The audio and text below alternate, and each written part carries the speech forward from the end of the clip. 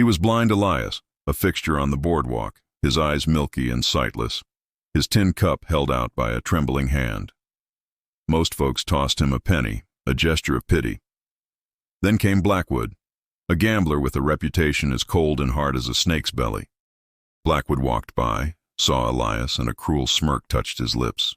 He reached into his vest, pulled out a coin, and dropped it in the cup with a heavy clink. "A blessing for you, old man," he sneered, and walked into the saloon. Sheriff Brody watched from his office across the street. He saw the whole thing. He knew Blackwood, and he knew that coin. It was a worthless lead slug, painted silver, a mean, petty trick to play on a blind man. Brody's jaw tightened.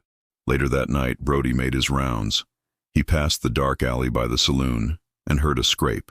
He peered in, saw a small match flare to life. It was Elias, the blind man. His eyes were clear, sharp, and focused. He was holding the lead slug, examining it under the tiny flame. "Tough night for business, Elias?" Brody said, stepping from the shadows. Elias didn't jump. He just blew out the match, leaving them in the moonlight. "Not so bad, Sheriff." "I saw Blackwood pass you that slug," Brody said, his voice hard.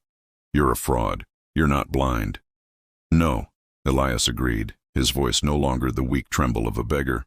"I'm not. But I'm glad you saw him give it to me." He held up the lead coin. "I'm a Pinkerton sheriff. Been tracking Blackwood for a month. He's been passing counterfeit slugs just like this one at every poker table from here to Dodge, robbing folks blind." Brody stood stunned. "The towns he hit wouldn't talk," Elias said, pocketing the slug. "They were too scared of him. I needed to catch him in the act, needed a witness. And today, he gave one to the whole street." Elias tipped his hat. "Reckon my work here is done, Sheriff. He's all yours." The sharpest eyes sometimes belong to the man who pretends he can't see. Find more hidden truths in Frontier Minutes. Subscribe for short Western stories.